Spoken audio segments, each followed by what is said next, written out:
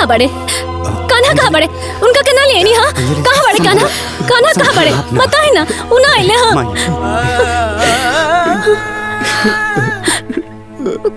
कान्हा ना आइले हाँ। वो अपना माई से प्यार ना करेले।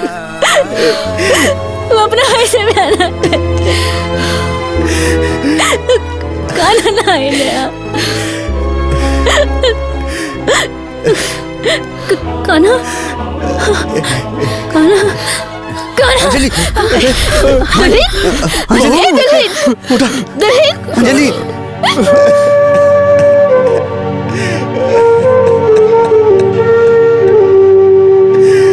छोट बाटे बाबा तो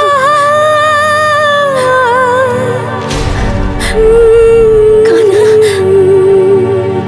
छोट बाटे बाबा तो राही नाही पाई माई तुहरे बिना किकरा के कहब माई माई बुलाए माई तुहरे बिना किकरा के कहब माई माई बुलाए माई तुम्हारे बिना।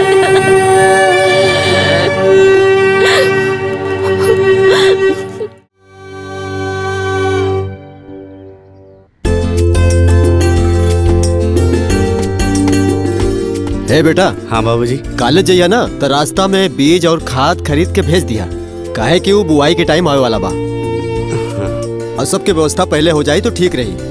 ठीक बाबूजी, हम भिजवा देब। हाँ चला तनी। ठीक बा। इली रवा लोग के चाय हम के माई हम ही रख के आवतनी। हाँ हाँ। अरे रुकिए अम्मा जी, चाय ना पी। काहे? पहले इली प्रसाद खा ली। तनी सा दा तनी सा। ले अम्मा जी। हम हो गदा बाबूजी। प्रसाद। हाँ। अम्मा जी, हम ज्योतिया के प्रसाद गांव में बांट के आवत बानी। ठीक बा भौजी, हम चली। अरे ये तो और अच्छा हो जाई, तू भी चला। ननन भौजी मिल के बाटी तब प्रसाद जल्दी बढ़ जाई। ठीक बा चली। हाँ। आई चल जाओ। ई टोला से दूसरा टोला तक पूरा प्रसाद बांट के आवे के बा। हाँ ठीक बा। चाची एली ज्योतिया के प्रसाद। चल ए बाबू इन्हें आई। इला बाबू ज्योतिया के प्रसाद। इला ला तू भी ला। और बाबू इला अपन माई के दे दी है। चलो झटक के तनी। ठीक बा। इला चल लेके जा। हाँ। अरे चाची हाँ। रुकी।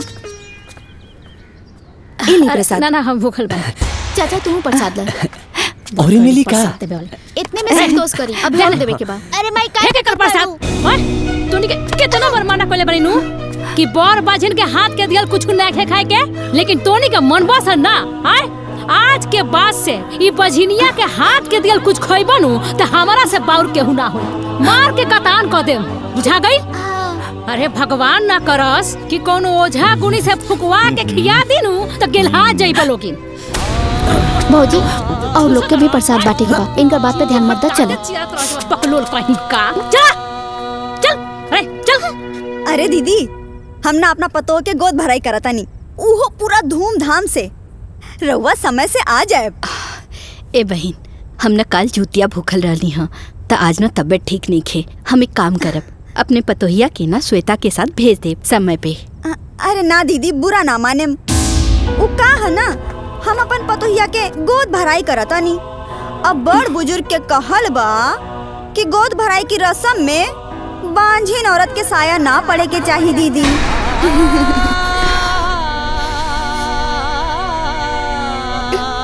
जौन समाज में चला तक करता नहीं।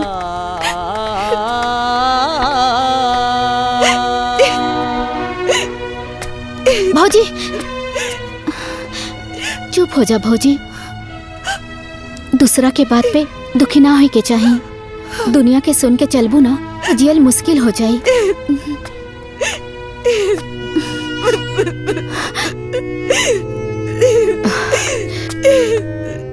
दुल्हन चुप हो जा। ए दुल्हन, तू लोग के बात सुन सुन करके अपन दिल छोटा काहे करेलू? जिकरा के जौन समझे के बा समझेदा। तू हमरा खातिन, हमरा परिवार खातिन ए घर के लक्ष्मी बाड़ू। तोहरा ई घर में कदम पड़ला के बाद हमरा घर में खुशहाली आ गई। आदित्य के नौकरी लग गई और हम तोहरा के कुछ ना कहेनी। तू लोग के बात सुन के अपन दिल छोटा काहे करेलू? कुछ भी हो गया अम्मा जी, लेकिन बात तो सही बाटे ना। अब मानी तो बाजी नहीं ना।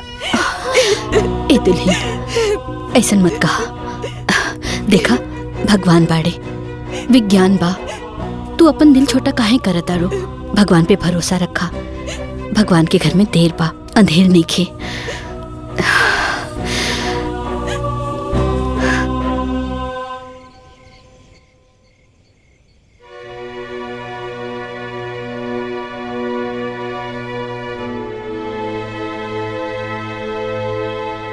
बस एगो संतान सुख बिना सब सुख मिट्टी बराबर। अरे तो बाझिन बड़ी बाझिन।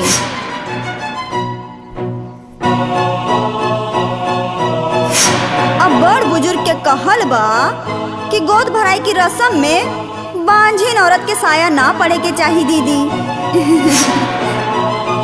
का सोचत बाड़ू? कुछ ना, बस ये कुल के वंश के आगे कैसे बढ़ावल जाई ये सोचत बानी। कौनो बात दुनिया से छुपावल जा सकेला, खुद से ना। आँख बंद कैला से दिन रात में ना बदल जाई। दिन तो दिन होला, चाहे आँख खुलल रही चाहे बंद रही। तू बांझ बाड़ू और रहबू। कुल के वंश ना दे सकेलू तो ना दे सकेलू। तू खुद के और ये परिवार के धोखा में मत रखा। आखिर हम का करी? इस समस्या के समाधान हम कहाँ ढूंढी? अगर तू सच में अपन परिवार के हित चाहत बाड़ू, अपन पति के वंश आगे बढ़ावल चाहत बाड़ू, अपन पति के माथा से निर्वंश के कलंक हटावल चाहत बाड़ू, तो तू अपन पति के दूसर ब्याह करवा दे। ये एगो रास्ता बा। तोहे अपन सौतन खुद लेके आवे के पड़ी। बोला ले आईबू? अगर ना ले आ सकेलू तो ये बेकार के नाटक करल बंद कर।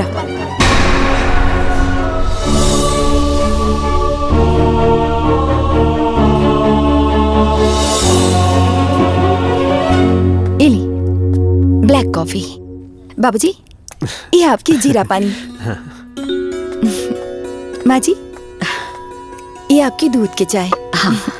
बबुनी, ये तो है लेमन टी। बहू के सबके ख्याल रहेला। अरे तो भौजी के करबाड़ी हमार लाखों में एक बाड़ी हमार भौजी।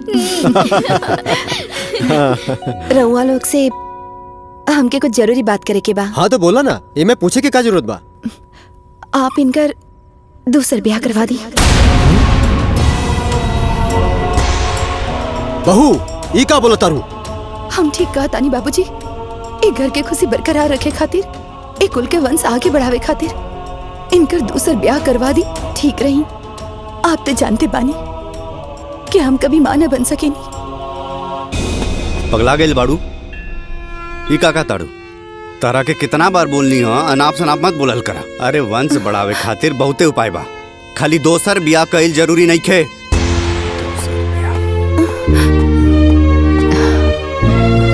ए दुल्हन, आदित्य बिल्कुल ठीक कहा था। इकुल कईल ठीक नहीं खे। समझे की कोशिश करा बेटा। हाँ बहू, आदित्य के शादी करा के तू अपने हाथ से अपना पैर पे कुल्हाड़ी मारे चाहता रू? जब कुल्हाड़ी खानदान के जड़ पे पड़त होके, ओके अपन पैर पे मार लिया ली अच्छा होगी। इस समय पैर ना, खानदान बचावल जरूरी बा। अब का चाहता नहीं कि हमनी के बाद ही वंश में चिराग जलावे वाला केहू ना हो, ये वंश आगे ना बढ़े। आप सब लोग हमारी बात मानी, इनकर दूसर ब्याह करवा दी।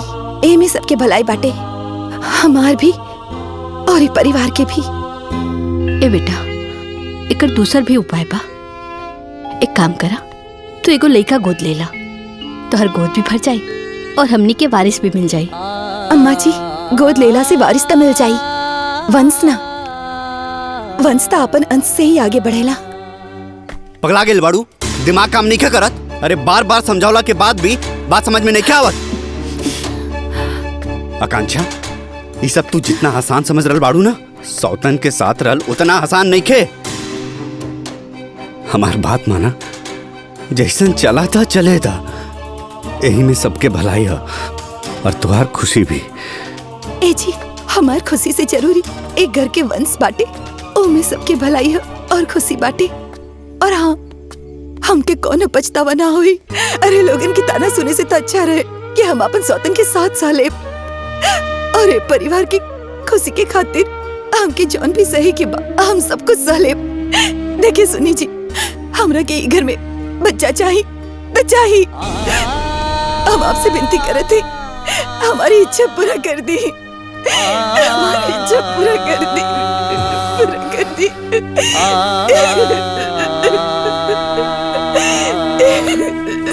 आकांक्षा, ठीक बा, लेकिन हमारे एक बात सुन ला। हमरा बाद में कोनो टेंशन ना चाहिए। तू ओकरा के ज्यादा मानेला, हमरा के कम मानेला, ओकरा के ज्यादा प्यार करेला, प्यार बटता, ये सब हम कुछ ना सुने के चाहिए। बढ़िया से सोच ला, समझ ला, समय ले ला, तब फैसला लिया। हम खूब अच्छा से सोच ले बानी, हमरा कोनो शिकायत ना रही। ठीक बा, बाकी बाबूजी से पूछ लिया, वो जौन कहिए तौन हुई, उनकर फैसला ही आखिरी फैसला होगी।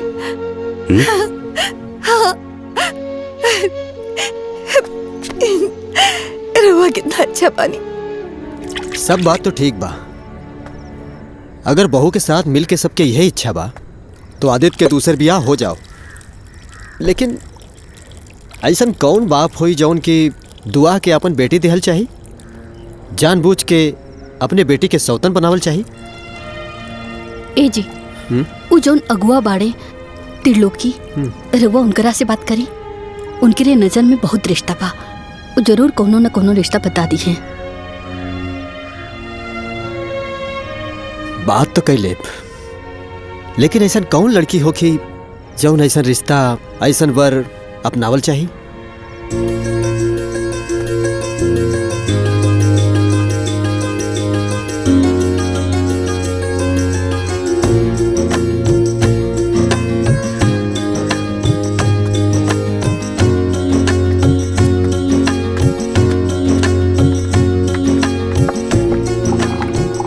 रख दो।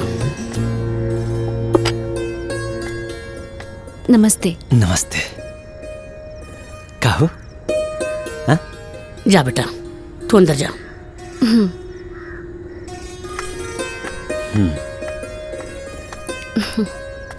लड़की सुंदर बिया ना? अरे बहुत सुंदर बिया, हमके तो बहुत पसंद बाड़ी। कहो? हाँ जी, जैसन सोचले रही ना लड़की वैसने बिया, जोड़ी अच्छा रही। अब देखिए, जब दोनों जने के लड़की पसंद बिया तो देर कौन है बात के, बात आगे बढ़ाओ जा, दिन तारीख तय तमाम हो जाए। हाँ हाँ हो जाई। बाकी तनी सुना और नजदीक आओ, तनी समधीन जी के भी बुला ली, आगे के बातचीत हो जाए। हाँ?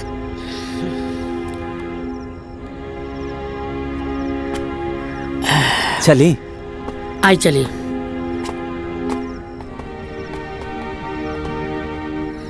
लड़की हमनी के बहुत पसंद बिया, लेकिन का सोचले बनी, का लेबे देबे के बा, ये बियाह कैसे होई? इका कहते भाई साहब, हाँ? दान दहेज के कोनो बतिया नहीं भइल। तो हम दहेज कहाँ मांगता नहीं, हाँ? हम तो दहेज के खुदे खिलाफ में रहिले। अरे हमके कुछ ना चाहिए, बाकी एक बात बा, जब हम कुछ लेब ना तब हम अपना जेब से खर्चो ना करे। फिर कहल का चाहता नहीं, हमके का करे के पड़ी? समाज के दिखावे खातिर खिचड़ी पर कूलर, फ्रिज, वॉशिंग मशीन दे दी ही, और बारात आवे में 2 लाख के खर्चा बा, वो दे दी। 2 लाख? बस और कुछ ना। और आगे के हम सब समझ ले। रहुआ के कोनो चिंता करे की जरूरत नहीं है। रउआ जी कह रहल बानी उ पूरा करे खातिर त हम अपन पूरा संपत्ति भी बेच देब ना, तब वो पूरा न कर सकब। हम बस अपन बिटिया दे सकतानी और कुछ देवे के हमारे हैसियत नहीं के। हाँ भाई साहब, देखी लड़की के बाप ना है, वो कुछ समय पहले ही स्वर्गवासी हो गए बड़े। एगो नादान भाई बा, अब जानते हैं ऐसे तैसे करके घर के पेट पर्दा चलेला। बस घर के स्थिति देख के कुछ विचार करी, दया दृष्टि करी, अब लड़की के उद्धार करी आप। अरे तो कितना विचार करी, कितना दया करी। हम दहेज तो मांगते नहीं की। हाँ, अब इतनो ना करी हैं तो हमारा आस पड़ोस के लोग का कही हन कि अपना बेटा के ले जा करके कोनो दरिदर के यहाँ शादी कर दलन। ना ना, हम अपन बदनामी ना कराई। अरे हमके का पता रहा कि एकदम भिखारिये के यहाँ ला करके खड़ा कर दिले बड़ा। अगर हमरा पता रहित ना तो हम अइबे ना करती। चलो हो, इस शादी ना हो पाई ना। एकदम दरिदर भिखारी के यहाँ ला करके खड़ा कर दिले बड़ा हमके। ना ना ना भाई साहब, अरे ना हुई हटा। अरे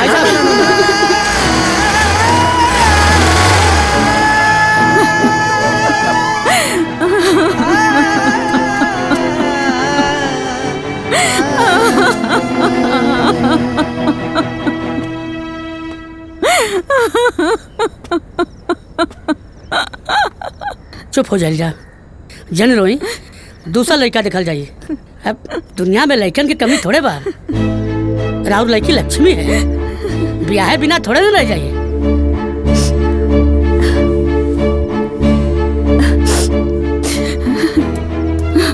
हमार परेशानी सुने वाला केहू मिली तब ना, कैसे हुई हमार बिटिया के ब्याह। माई, अरे माई, तू चुप हो जा, चुप हो जा माई, मत रो माई। हमके ब्याह नहीं के करेंगे माई, हम तोरा साथे रह माई। हम तोके छोड़ के कहीं ना जाए माई, कहीं ना जाए। हम और भाई मिलके तोहर सेवा करे जा माई। बेटी माँ बाप के सीना पे एगो बोझ हो के ली बिटिया। माँ बाप जाके भी वो बोझ जिंदगी भर ना ढो सकेली। अगर आज तार बाबूजी जिंदा रहते कहीं परेशानी ना हो।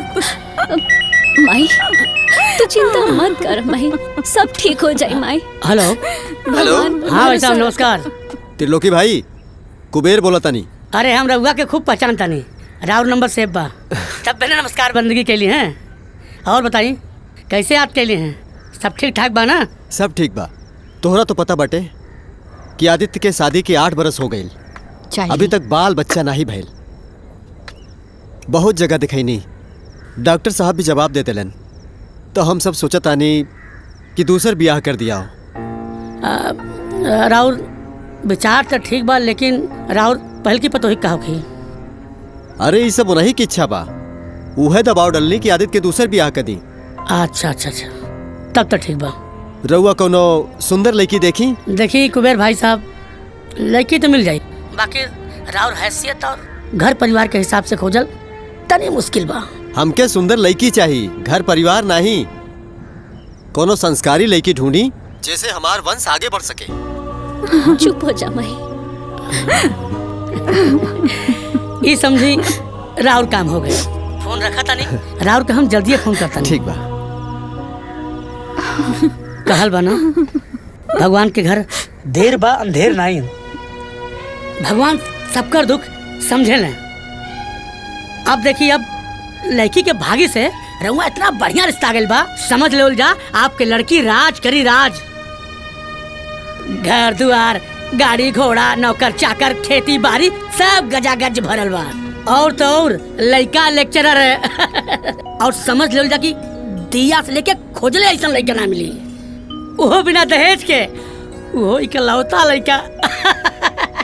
जब इतना हैसियत वाला बाड़न त हमने जैसन गरीब से रिश्ता काहे जोड़ियन? वो कहे ना कि लड़कवा के एगो बियाह पहले से भइल बा, लेकिन ओकरे एको बाल बच्चा नहीं बाड़ा, और ओकर पहलकी मेहरारू चाहतिया कि इनके दूसर बियाह हो जाए ताकि घर के वंश आगे बढ़ सके। का दुआ बियाह? वो पहली पत्नी के घर में रहते पत्नी घर छोड़ के चल गई रही, चाहे मर गई होती चाहे तलाक हो गई रही तब कोनो बात रही, लेकिन पहली पत्नी के घर में रहते हम अपन बेटी के वो घर में सौतन बना के ना भेजब। अब देखी लड़की के कोनो परेशानी नहीं हुई, हम परिवार के अच्छे तरह से जानते हैं, बड़ा संस्कारिक परिवार है। कुछ भी होके हम ऐसा घर में अपन बेटी के बियाह ना करब।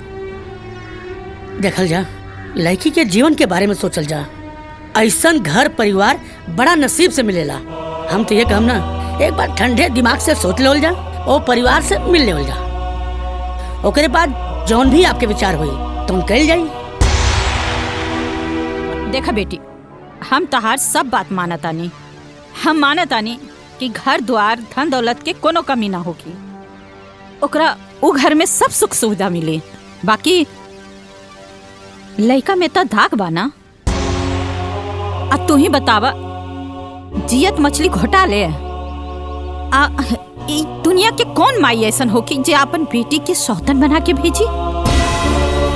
मान ला आज तहार मन ठीक बा तो सब कुछ ठीक बा, आ कल अगर तहार मन खराब हो जाए तो हमार बेटी की जिंदगी तो बर्बाद हो जाए ना। ना माँ जी, ऐसन कब्बो ना हुई, हमार मन कब्बो ना बदली। रवा ये बताई, हम ही शादी करावल चाहत बानी और हम ही खिलाफत करब। देखी माँ जी, रउआ मन में कोनो प्रकार की दुविधा मत रखी, बस रउआ ये सोची हमरा और बड़ बेटी बानी और अंजलि हमार छोट बहन। माँ जी, हम अंजलि के आपन सौतीन ना आपन बहन बना के रखब और हम अंजलि के कबो कोनो तकलीफ ना होके देब। वो हमेशा खुश रही है माँ जी। जेकरा तोहरा जैसन बेटी होके ओकरा कौन बात के चिंता बा? हम जानत आनी कि अंजलि के वहाँ कोनो तकलीफ ना होगी, बाकी हम मजबूर बानी, हम ओकर माई बानी ना, हम ये फैसला ना ले सकब। अगर अंजलि के मंजूर होके तो हम तैयार बानी, उनकरा से पूछला। ठीक बा।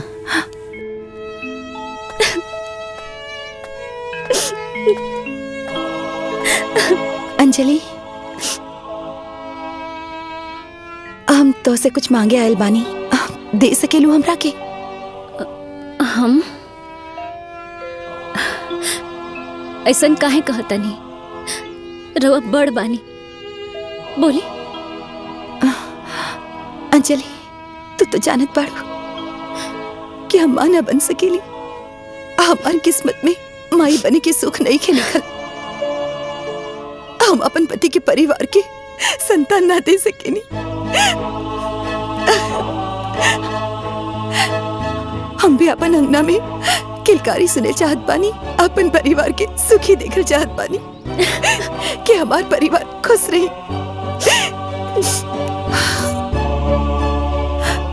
अंजलि, हम तो आगे झोली फैलावतानी, हमार झोली खुशी से भर दे। अंजलि, हम अपन पति तो के सौंपत बानी,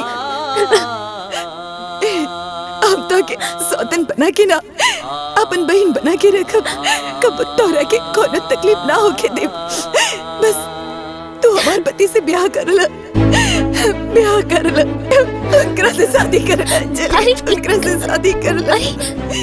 दीदी ऐसा मत करी। अरे क्यों छोट बहन के पैर पड़े लगा? ना ना दीदी, दीदी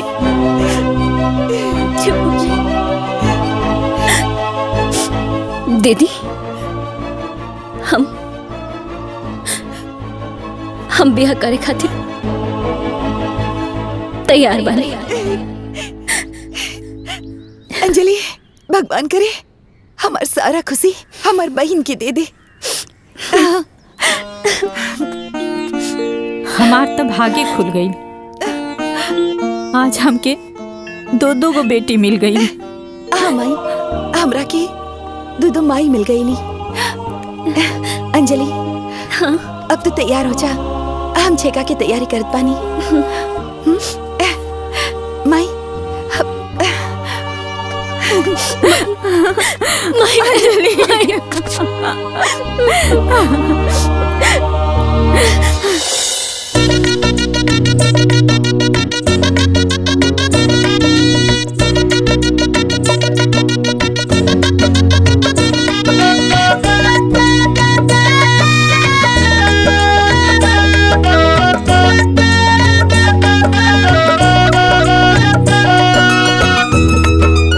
त्रिलोकी जी, ये सब ना जाने कौन पुण्य प्रताप के फल बा कि हमरा के आज देवी जैसन दो को बहू मिल गई। कुबेर जी, सब ऊपर वाले के आशीर्वाद और कृपा है।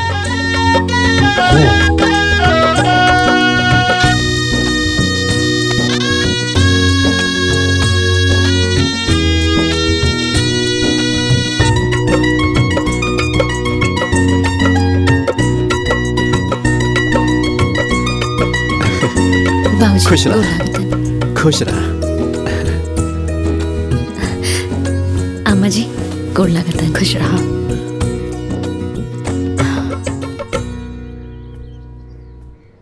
अच्छा समधिन जी, अब हमने की आज्ञा दी, चला चलिए। ना माँ जी, आप लोग जाई, हम यही जा रहा। एजा का करबो? माँ जी, ये हमार मायका बा और हम ही घर के बड़ बेटी बानी। हमार छोट बहन के ब्याह पड़ल बा, हम तैयारी ना करब तो के करी बताई। और भाई हमार बहुत छोट बा, माई अकेले पड़ जाई। सारा तैयारी हमरे करे के बा माँ जी, यही से हम यही से रुकब। ठीक बा भौजी। हाँ? आप अपने बहन की शादी की तैयारी करी और हम अपने भैया के शादी की तैयारी करे जाता नहीं। देखल जाई कि एकर शादी की तैयारी अच्छा हुई। और हाँ, बरतियन के स्वागत में कोनो कमी ना होके के चाहिए। ठीक बा, सारा स्वागत अच्छे से हो जाई, लेकिन एक बात, सारा बाराती ढंग के लेके आई है, नहीं तो दूसरा ढंग से व्यवस्था हो जाए। बतावा हो, वो कैसन महतारी बिया जौन अपना बेटी के जानबूझ के कुआं में ढकेलतिया। अरे ओकर करेज हकी पथ आए, ओकरा अपना बेटिया पर तरसो नहीं खेयावत। हाँ बहन, ठीके कहत तारू। आज ले हमू कबो न सुनली कि कोनो मतारी अपने से अपन बेटी के सौतन बना के भेजली होकी। उहे तो। अरे का भइल? बाप रे, अरे का भइल? कौन नतिया के बेटा चला के मरलस रे। ए भौजी, हमार गुल्ली आई है का? अच्छा, तो ई तोहरे करम कांड रहला। आए कौनो ना कौनो बहाना बना के मेहरी सन के गोल में घुसबा जरूर, उह झुम्मर पारे खातिर। अरे भौजी, हम ढोलू गुल्ली खेलत रहनी, आ गई है वही ले आईनी। ए ढोलू, तू जा खेलत रहा, हम आवत हई। का बात होता भौजी? गांव के कुल औरत तोर भौजी लागेला का? हाँ, जे सबके निहारत रहेला। अरे भौजी, सब लगी है काकी तक के करी और ये ताकी। देख खैर छोड़ जाए दे। न्योता होता आइल बा कि ना? वो आदित्य के बियाह पड़ल बा, बाकी अभी तक हमारा के न्योता न आइल।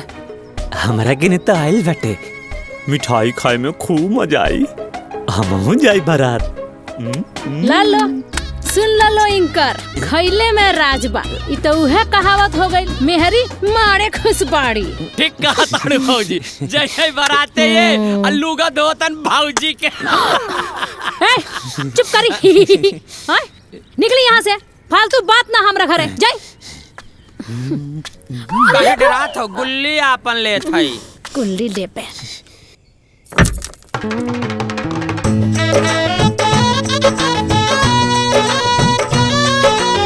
ओम मंगलम भगवान विष्णु मंगलम गरुणध्वज मंगलम पुंडरीकाक्ष मंगलाय तनोहरि। दुल्हनिया संग ले गई हो, बन्ना के संग बन जाएगी, सुहाग वाली रात आई।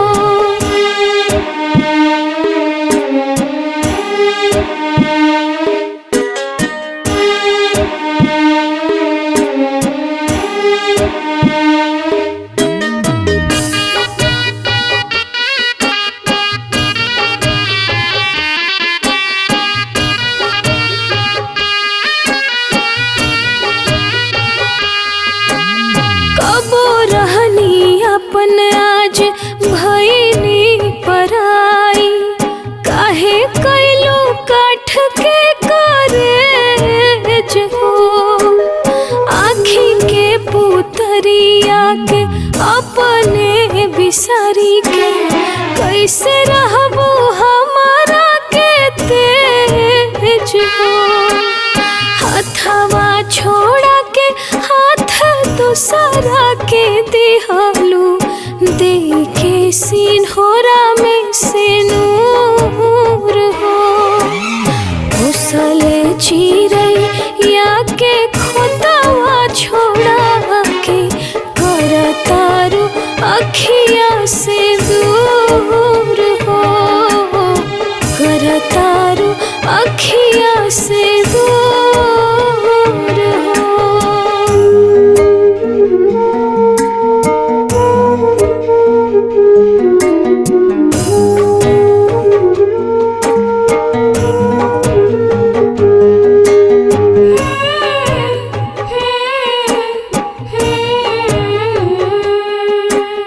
अचारा के छाव दे के अचारा छोड़ावेलू इहे बाटे दिल में कालेस हो। जवान आंगनवा में बीतल लड़ी कैया उहे आंगन होता परदेस हो। बाछी लेखा पगाहा दोसर के थमावेलू कैनी हम कवन कसूर हो। उसल चिरैया के खोतवा छोड़ा के करतारू अखिया से दूर हो। करतारू अखिया से दूर।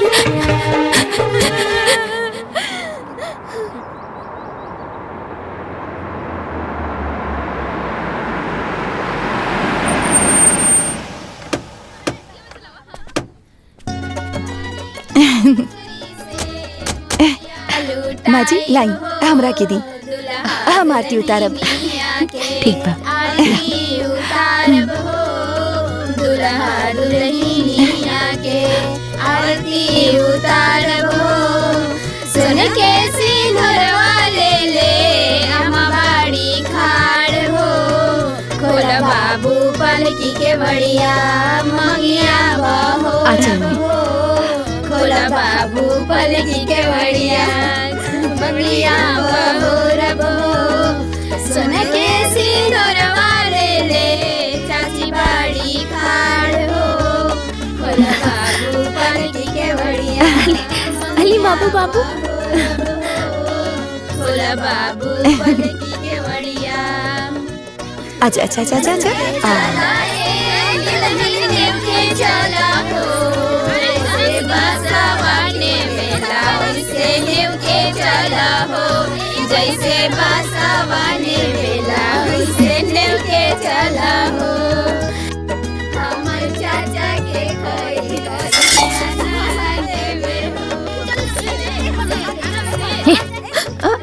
का मार जे अगर आइल बाड़ू बुझाता कि ऐसन बियाह देखलो ही नहीं खो। अरे बहन परिवार होखे तो ऐसन देखा कितना खुशी खुशी सारा विधि विधान करतिया और तो और सौतीन के आरती उतारतिया। 4 दिन के चांदनी फिर काली रात देख ली है। बहुत जल्द इहे सौतीन हो जाई है और ई है उनकर कैसन आरती उतरी है देखे के मिली। अरे ना बहन हमके तो लगता है रिश्ता निभा जाई। देखत ना बाड़ू दोनों में कितना प्यार दिखात बा।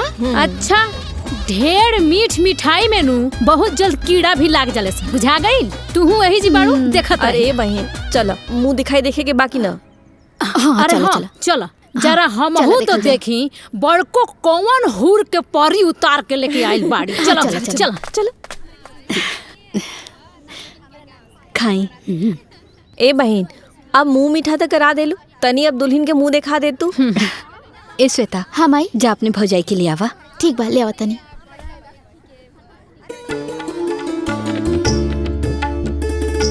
ए माई बड़की भौजी तो आगे ली छोटकी भौजी के लेके। देखा बेटा पर आ गई। देखा का लेके आइल बाड़ी। आराम से बैठा। तू लोगन के मुंह देखे के रहे ना। रुका अभी दिखावा तानी। रुकी माँ जी हम दिखाई अपन छोट बहन के घूंघट हम अपन हाथ से उठाई और सब लोगन के दिखाई। हाँ तू ही दिखावा, बाकी दिखावा जल्दी।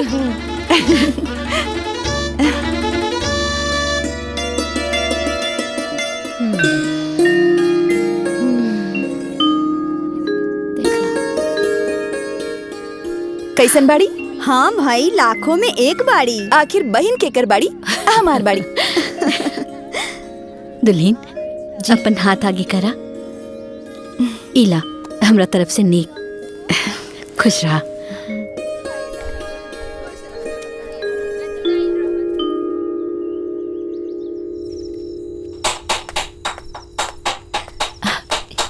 दीदी हटी हम कर देता नहीं। अरे ना, ये सब काम हम लोग कर ले, तू जाके आराम कर। अरे ऐसे कैसे आराम करी? अरे हम आराम करब और वो लोग काम करब, ये अच्छा ना लगी। हटी हम कर देता रहे द, ये काम आज तक हम ही लोग करत बानी ना, हम लोग कर ले काम। अरे वो तो ठीक बा, बाकी अब हम आगल बानी ना तो हम करब। हाँ तो आगल बाड़ू तक का नौकरानी बन के आयल बाड़ू, हम तो के काम करावे खातिर लेके आयल बानी का ना ना। अभी तो तोहर चूल्हा छुआई के रस्म भी ना भइल, तो तू ही बतावा काम कैसे करबू?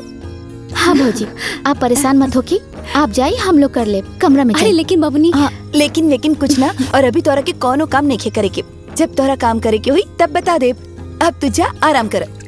ठीक बा, हम मामा जी के बता देता नहीं। अरे हाँ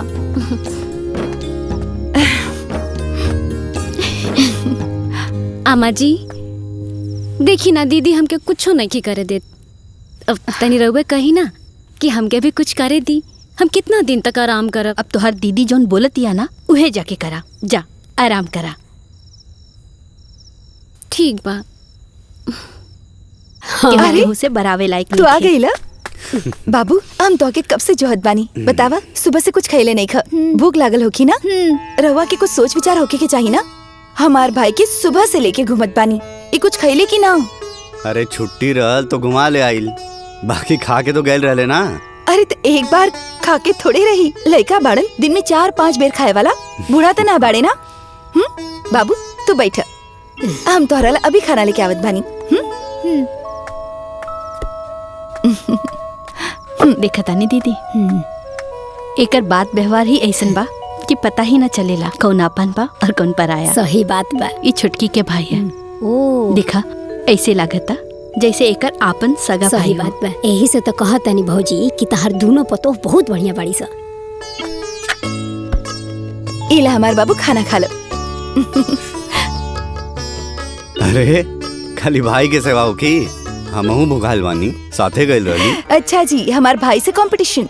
अब हम अपन भाई के छोड़ के रउआ पीछे दौड़ी। नाना भौजी रउआ अपना भाई की सेवा करी, हम अपना भाई की सेवा कर ले। हम अपना ननद की सेवा करब। हाँ? अच्छा बबनी रवा रुकी, हम खाना लेके आवते हैं। जी भौजी।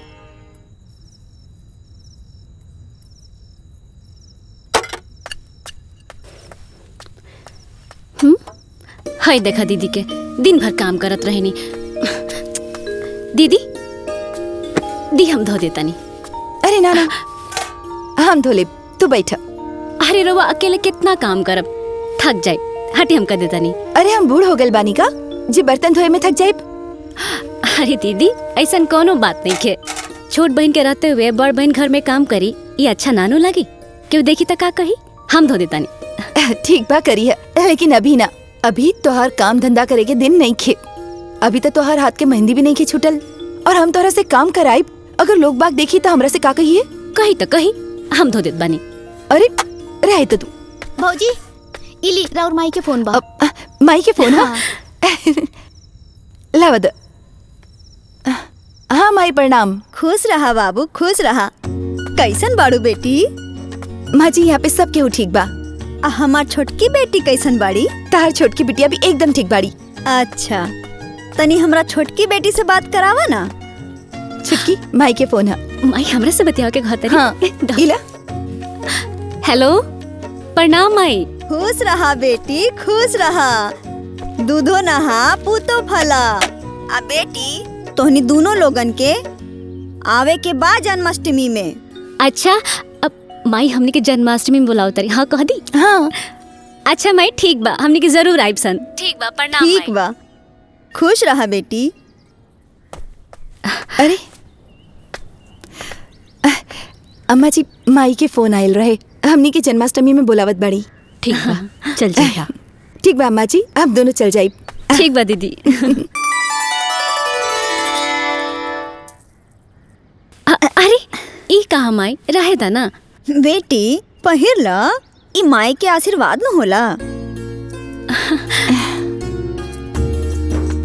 अरे माई, छुटकी के हार और हमसे भी ज्यादा पैसा देले बाड़ू, हमके कम काहे देलू? बेटी तू बड़ नु बाड़ू, आई छोट बेटी नु हिया। आ सही छोट के तनिका ज्यादा मान जान होवेला ना। हमरा बेटी के पहला विदाई बा, धूमधाम से होवे के चाहिए ना। हाँ। माई तू कितना अच्छा बाड़ू माई, हमके तो तारा में और हमरा माई में कोनो फर्के ना बुझाइल है।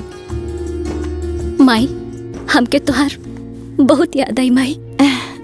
बेटी हमरो बड़ी याद आई, आ जब भी तोरा ई माई के याद आवे ना, चल आई है बेटी अपना माई के यहाँ। बोला ना आई बुनू। हाँ माई जरूर आई।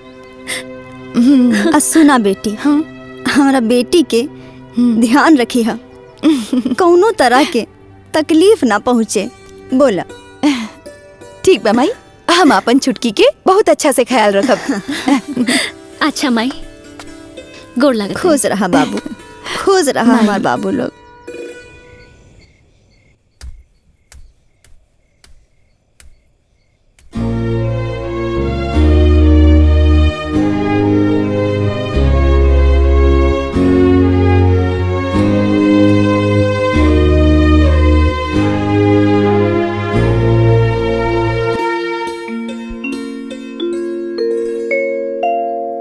अरे छुटकी, ई का करत बाड़ू? पागल हो गल बाड़ू का? हमार पैर मत दबावा।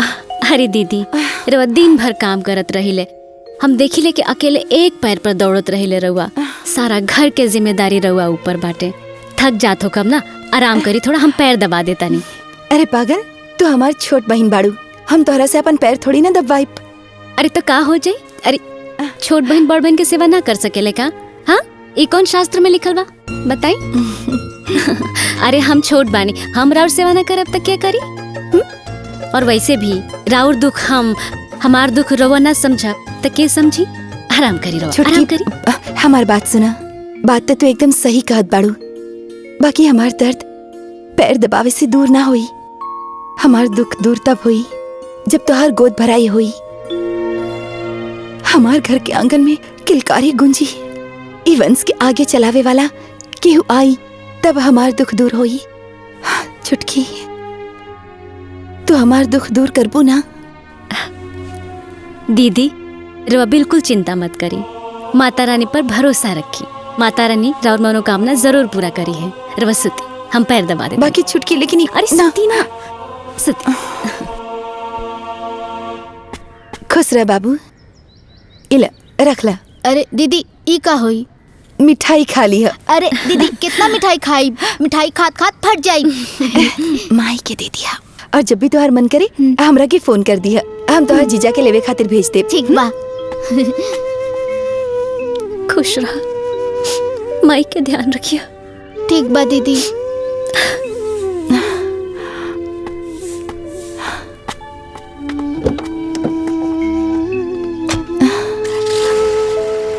ए चाची, दोनों सौतीन में बड़ा पटरी रहेला, मिल जुल कर बड़ा प्यार से बहिन लेखा रहेला दोनों। हाँ बहिन, देखला से तो ना लगेला कि दोनों सौतीन सौतीन बाड़ी सन। हाँ।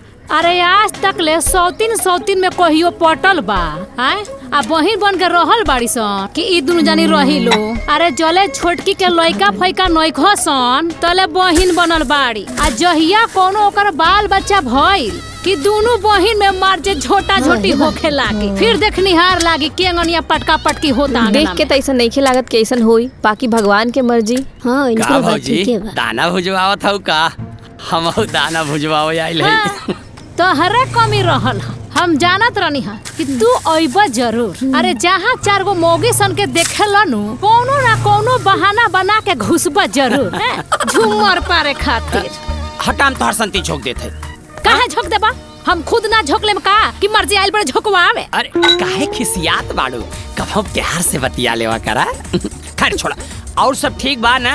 का है तू ठीक कर देबा का?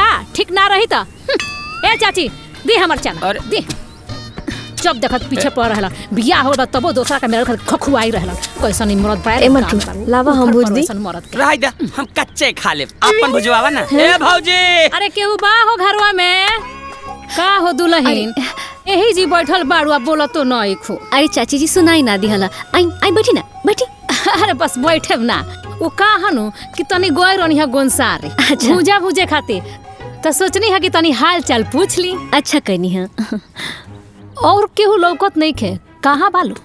अब आमा जी अब बबनी बाजारे गइल बनी कुछ सामान के खरीदारी करे खातिर। दीदी सुतल बनी। का सुतल बड़ी? हाँ। अब ई कौन बेरा हो सुते के? खैर ऊ ना सुती है तो के सूती? घर के सारा जाल पत्थर तारा ऊपर डाल के खुद आराम फरमावत तारी। अरे ना चाची जी ऐसा कोनो बात नहीं है। दीदी हमके बहुते मानेली, बहुते प्यार करेली। अरे तो हम कहाँ कहतानी कि ना मानेली? हम कहाँ कहतानी हो? बाकी ये दुल्हन एगो बात कही। हाँ कही ना। देखा तू नु बड़ा नादान बाड़ू, ना समझ बाड़ू। अरे दुनियादारी के बारे में तारा कुछ मालूम नहीं खे। हाथी के दांत देखावे के कुछ और होला आ चबावे के कुछ और होला। हाँ बुझा गई? अब तनी मीठ मीठ बतिया देत होई है। तू बिना तेल के फुलौरी खानी मार जे फुला जात होकबू आ टप टप काम करत होकबू। और एकदम महारानी खानी ठाट बाट में आराम फरमावत हुई है। खैर तू अपन ध्यान रखी है। चाची जी का बात हो रहल बा हमरो के बताई। हे बड़को कुछ ना, हम बिल्कुल तोहरे बारे में बतियावत रहनी हम। बाप रे बाप कतना सुंदर बाड़ू हो, एकदम गौ जैसन। इला चना का भुजा खा, भुजा के लेके आई बनी। हम ना खाई, रवा खा लेब। ठीक बा, तू दूर जानी बतियावा लो, हम जाता नहीं। काहे से कि चिंटुआ के पापा इंतजार करत होखे। 2 घंटा हो गइल निकलले बतिया। ठीक बा चाची जी, फेरू आइब। हाँ हाँ आइब। ई चाची मंत्रा बाड़ी, वनवास करावे में देर ना लागी। सही कहानी है दीदी, हमके भी 1 नंबर के मंथरे लगली है। ए श्वेता हाँ? एक काम कर, 1 दौरा गेहूं और ले आओ। माई काहे खातिर इतना में हो जाई? अरे कितना अस्कताली रे, ससुराल जीबी त का करबे? जो ले आओ। ठीक बा।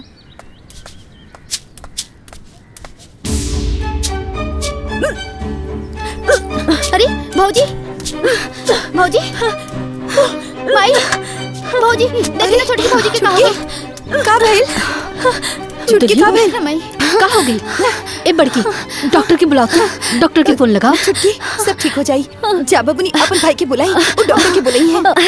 ना दीदी घबराए की कोनो बात नहीं है। हम ठीक बने, थोड़ा सा मन में चला था, उल्टी जैसा मन होता। ए चुटकी खुशखबरी बाका? छुटकी हाँ छुटकी अरे बहू के काम तू सच बताड़ू? सच बताड़ू? अरे माई बने वाला बानी अम्मा जी, अब माई बने वाला बानी। बबनी अब माई बने वाला बानी। बाबूजी अब माई बने वाला बानी। अजी अब माई बने वाला बानी। अब माई बने वाला बानी। ए सुना लोग, अब माई बने वाला बानी। हम माई बने वाला बानी। हम माई बने वाला बानी। अब हमारे गोद में किलकारी गुंजी, किलकारी गुंजी। छुटकी बहुत दर्द होता। कुछ ना हुई छुटकी, सब ठीक हो जाए। ए दुल्हन लागत अस्पताल लेके जाए के पड़ी। हाँ जी अम्मा जी, केला के कोनो मतलब नहीं के। हाँ अम्मा जी, जा बबनी अपन भैया के बुलाई, जल्दी जा। बस छुटकी हम ही ना तोरा के कुछ ना होके दे। लागत हम ना बचा। संभालो खुद के, हम ही ना छुटकी। अंजलि का भाई? जी गाड़ी निकाली, हॉस्पिटल जाए के टाइम हो गल बा। जल्दी जाए। और सुनी फोन करके एम्बुलेंस के बुला ली। एम्बुलेंस में जाइए तो आराम मिले। जल्दी कर, जल्दी कर, जल्दी बुला ले छुटकी। हेलो हाँ भैया, एक एड्रेस भेजा था नहीं, जल्दी आ जा। हाँ ठीक बा, हम आवत बस 5 मिनट में एम्बुलेंस आवा था। ए श्वेता जा अपने बाबूजी के बोल दे, दाई के बुला ले हमें। तब तक वो संभाल ले। छुटकी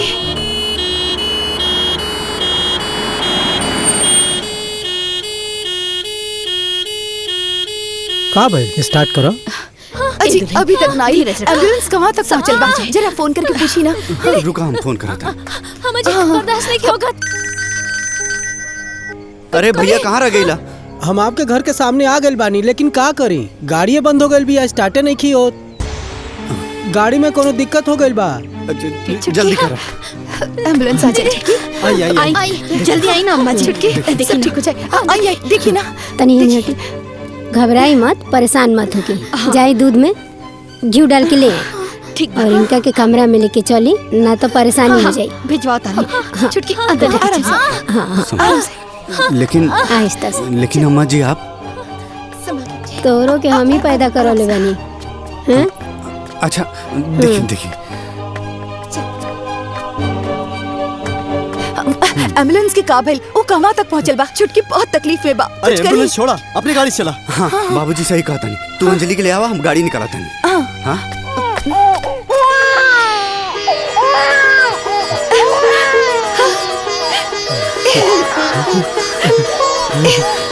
भाभी भाभी हम बुआ बन गई नहीं। भैया आप पापा बन गई नहीं। बाबूजी रघुआ दादाजी बन गई नहीं। हम बुआ बन गई। माई हमारी इच्छा पूरा कर देनी। बाबूजी चल अपन बैठवा के देख ला। चला चला जा बेटा। बाबूजी आवा आवा। हम तो बाजिन बानी, शहर में हमार गए ठीक ना होई, कहीं कोनो अपशगुन ना हो जाए। आकांक्षा का भाई? ए दुल्हन चला अपने लड़का के देखला। चला ना अम्मा जी हम ना जाए, हमार गए ठीक ना होखी। हम ए दुल्हन तू तो समझदार बाड़ू, फिर झूठ मूठ के ढकोसला पे काहे पड़ा तारू? चला ना। ना अम्मा जी हम माई बानी, अपन बच्चा के अहित ना कर सकेनी। हम छठियार के बाद आप लाल के देखब। 6 दिन की दूरी हम सह लेब, तब तक आप संभाली। ठीक बा। ए भौजी भौजी भौजी तो बिचवा में किस खंभा खड़ा के हैं भौजी। ए भौजी भौजी ए भौजी। अरे कितना सुध गईलू भौजी।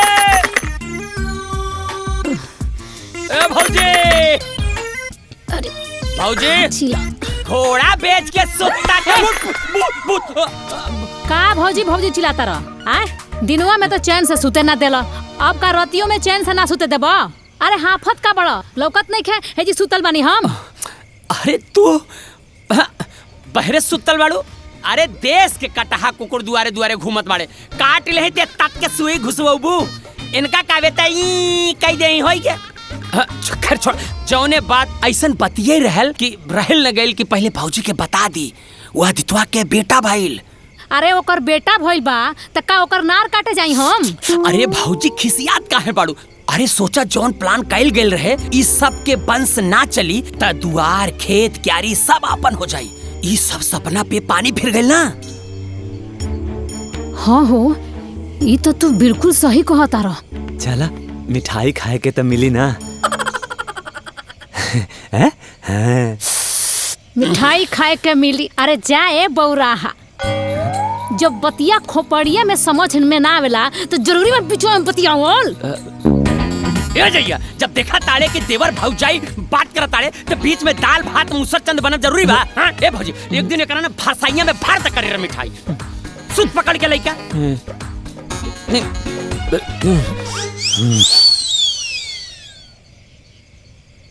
अच्छा दुल्हन अब हम चलत बानी। हाँ दीदी राउत बहुत बहुत धन्यवाद। ईश्वता अपने बाबूजी से कह दिया कि इनकरा के घरे पहुँचाए। ठीक बा माई, चलो चाचा। मुन्ना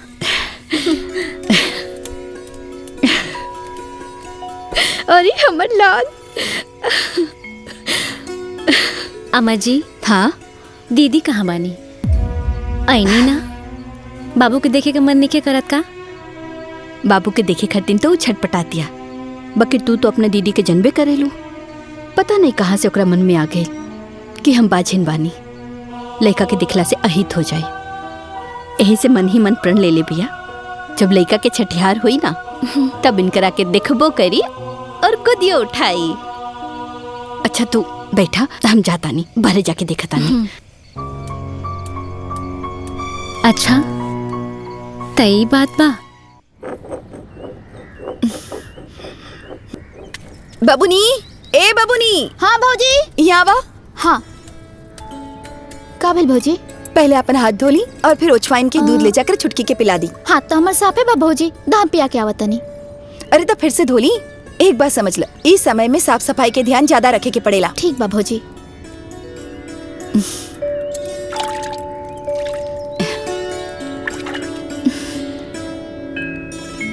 ली जाके पिला दी। हाँ। रुकी रुकी। का भेल भौजी? फिर से भुला गई ना, कितना बार समझौली। हाथ पैर ई आग में सेकी फिर कमरा में जाई। ठीक बा भौजी, सेकी पकड़ा। हाँ। ए श्वेता, तू भुला सकेलू, हम भुला सकेली, बकीर हमार बहू ना। इली जाके पिला दी। हाँ भौजी। ले ले ले बाबू, सुत गइल बाबू। इला भौजी पीला।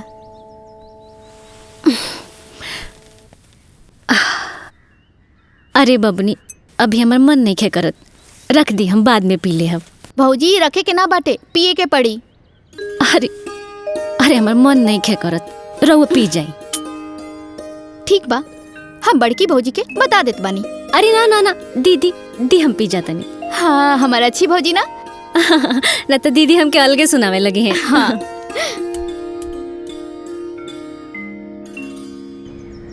माई बाबूजी आइली चाय। हाँ इली। अरे बेटा आदित्य। हाँ बाबूजी। कल छठी पुजाई बाटे, तो सब रिश्तेदार के फोन कर देले बाड़ा ना? हाँ बाबूजी, हम सबके फोन कर देले बानी। अरे हम तो भुलाइए गइल रहनी है। देखना इना पूजा के सामान की लिस्ट है, आज समय ना ध्यान से ले ले आई है, भुलाइए मत। हाँ माही तू चिंता मत करा, हम सब ले आई, कुछ ना भुलाई। ठीक बाबू, चला तनी। हाँ। आई ना बाबूजी। माई देखा भैया आ गई ले।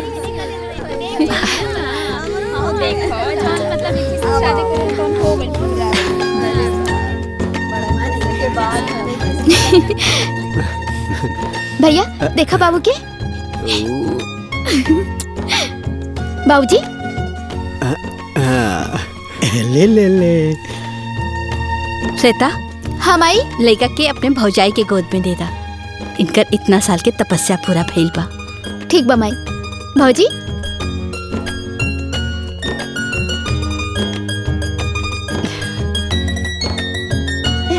रुकी।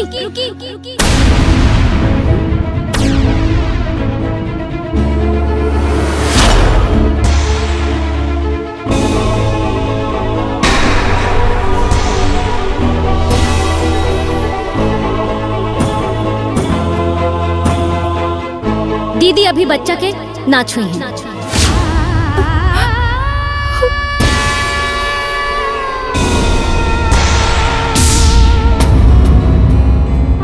पहले फैसला हो जाएगी।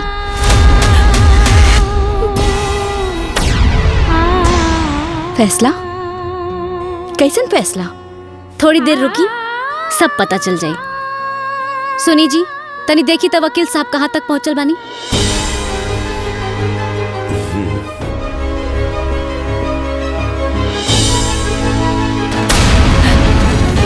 लगता कि बहिन बहिन के प्यार फफा गइल बाटे। अब मजा आई, चल के सबसे पहले गांव के लोग के बता दी।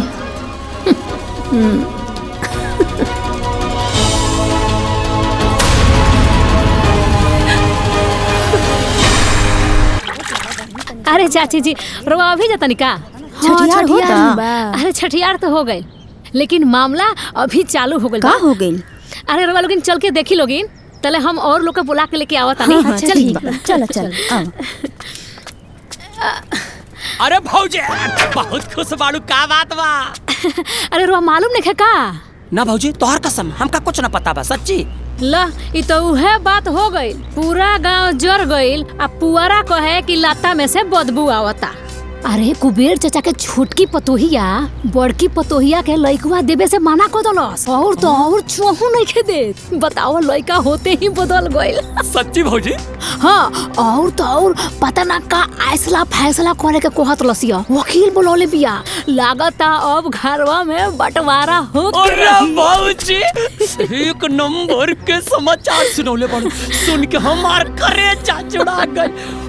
हम मजा आ गइल भौजी। देखा सही कहा साउथिन होला उ कभू बहिन ना हो सकेला। अरे चलो चलो तमाशा देखल जा। चलो हे भौजी तू जा नया समाचार सुना। हम जाता नहीं तोहर मुंह मीठा करावे खातिर मिठाई लेके आवता। जा जा जा ठीक बा तनी ध्यान से सुनिया। 2 किलो ले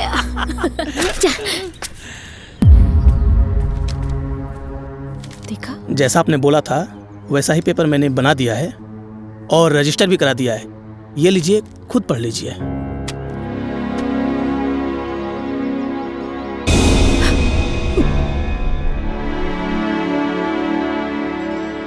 पढ़ के सुना दा।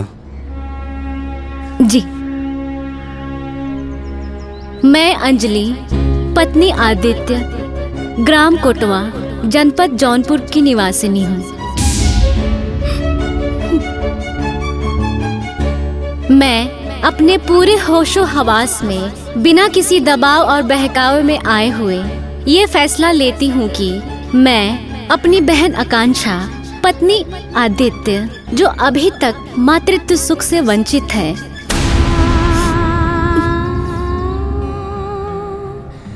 जो भविष्य में कभी मां नहीं बन सकती, जिनकी संतान प्राप्ति की लालसा पूरी नहीं हो सकती,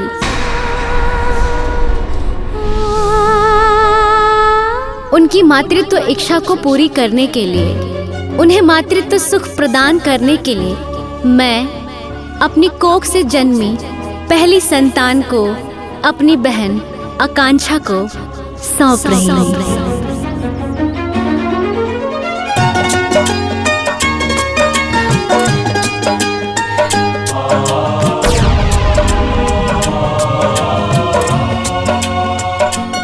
आज और अभी से मेरे इस बच्चे पर मेरी बहन आकांक्षा का पूरा अधिकार होगा। आज से इस बच्चे पर मेरा कोई अधिकार नहीं होगा। ये कानूनी दस्तावेज में लिख दिया गया है ताकि प्रमाण रहे और वक्त ज़रूरत पर काम आए, और मैं कभी बच्चे के ममता में वशीभूत होकर बच्चे को अपनी बहन आकांक्षा से मांग ना सकूं, अपनी ममता के मोह में आकर अपनी बहन आकांक्षा को कभी ठेस ना पहुंचा सकूं।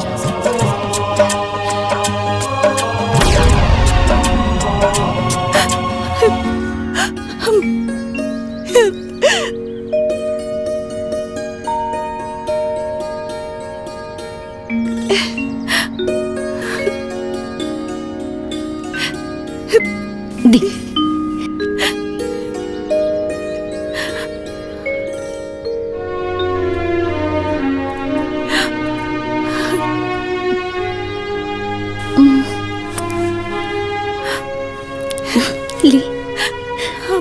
ली अपना बाबू के।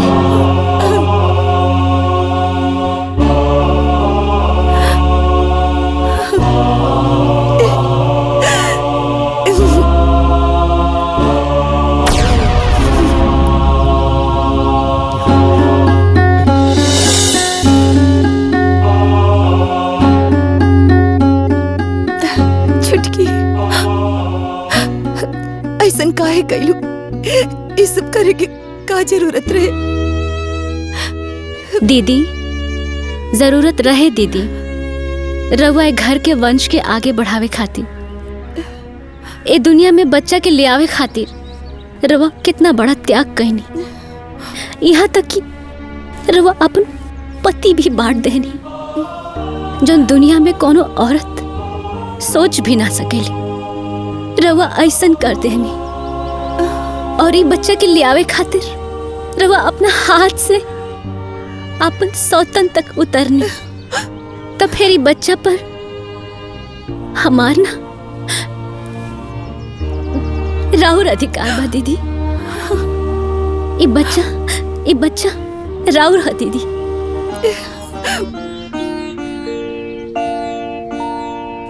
अंजलि, हम बहुत भाग्यशाली बानी जे हमरा तहरा जैसन पत्नी मिलल।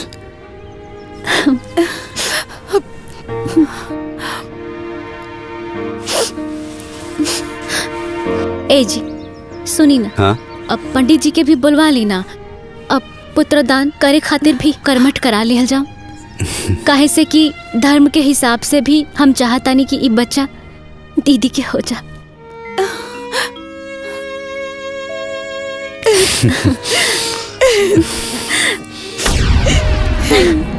चल चल चल चल मिठाई खेबे ते आय मिठाई खेबा ओतई गाड़ देम तहार बाप ए भाऊजी बढ़नी मारो। मिठाई लेके आ गई नी। ई देखा ला, ई ला मिठाई ला। ला ला खा ला। अच्छा लेके आइल बड़ा तो तू ही हुरला। अचानक ही मिजाज कैसे बदल गया? कहाँ हो गए भाऊजी? अरे का बताई, सब गुड़ गोबर हो गए। कैसे? अरे हम जितना सोचले रहनी हाँ सब उल्टा हो गई। हाउ छोटकी आपन लइका बड़की के गोद दे दलस, उहो हमेशा हमेशा खातिर। हाँ ये कैसन हो गए? 150 रुपया उधारी करके ये मिठाई लेके आई। घबरा जी भाऊजी, बालू के घर कई दिन एक न एक दिन ठहबे करी। तू गुस्सा तो ला मिठाई खा ला। अरे हमरा नहीं खाए के। खा ला भाऊजी, जवन तू चाहत बड़ू वही होई।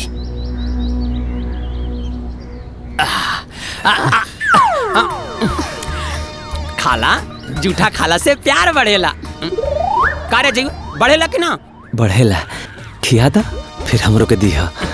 जाए बौराहा ला पहले तू सोच। कहाँ मुखाएम? का भाऊजी साफा जनरेटर पैदा कर ले बड़ू का? आ कारे जईवा डीजल पी के पैदा कर ले रहे का? जो भी मैं कह रहा हूँ आप उसको दोहराइए।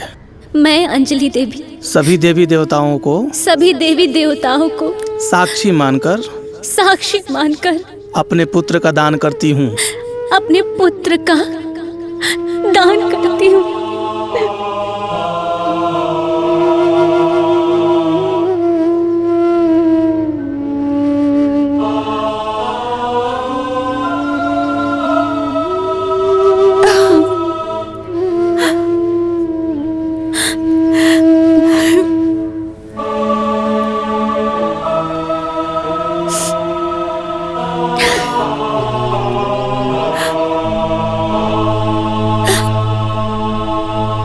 श्वेता हम आई लाओ बाबू के दे तनी मालिश करनी।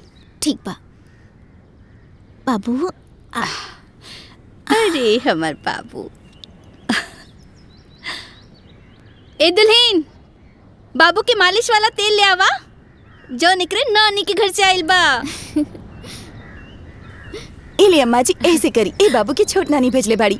ना अम्मा जी ऐसे मालिश करी। ई बाबू के बड़की नानी भेजले बाड़ी। ना अम्मा जी छोट नानी के तेल से मालिश होगी। ना अम्मा जी ऐसे मालिश होई। ई बाबू के बड़की नानी भेजले बाड़ी। छोटकी नानी के तेल से मालिश होगी। बड़की नानी से होई। छोटकी नानी बड़की नानी के तेल से छोटकी नानी बड़की नानी के तेल से छोटकी नानी के तेल से मालिश होगी। ना अम्मा जी हम तू दोनों लोगन के झगड़ा अभी खत्म कर देता नहीं। लाओ दे दा तू दा। बड़की नानी के तेल एक छोटकी नानी के तेल दोनों तेल मिल गई। अब ये से मालिश हुई। अम्मा जी छोटकी ये मत रखा। अरे आराम से आराम से जाई लेके जल्दी से लेके जाई।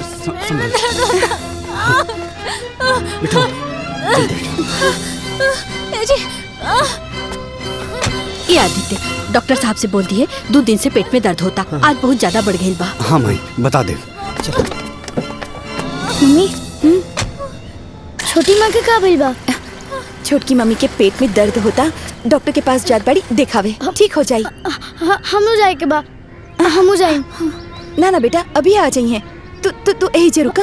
हम लोग के लिए चला ना। बेटा रोए के ना बा वो आ जाइए।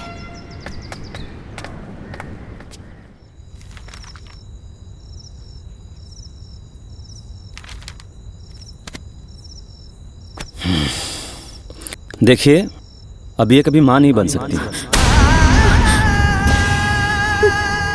माँ नहीं बन सकती?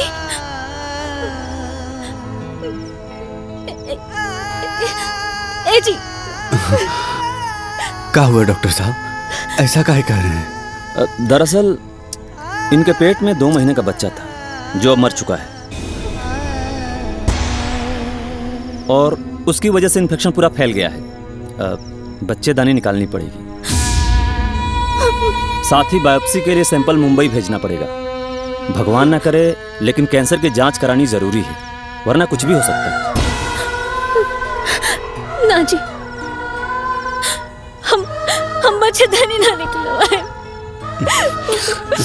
बच्चेदानी ना निकलवाए। हम बने ना, हम बात करते नहीं डॉक्टर साहब से। डॉक्टर साहब, और कोई उपाय हो सकता है का? और कोई उपाय नहीं है, ये मामला इतना बिगड़ गया है कि ऑपरेशन करना ही पड़ेगा।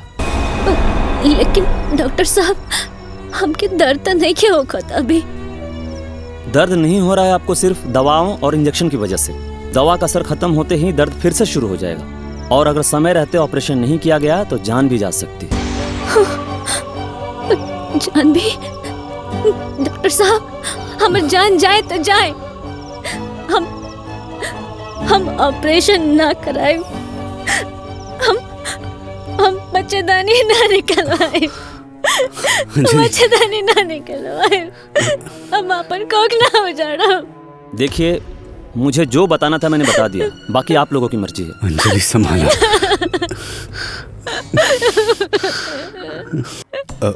नहीं डॉक्टर साहब, आप इनकी बात मत सुनिए, आप ऑपरेशन की तैयारी करिए। ठीक है नर्स। यस सर। ऑपरेशन के लिए ओटी रेडी करवाओ। ओके सर।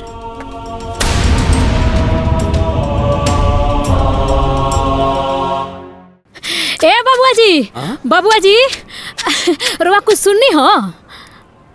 बबुआ जी,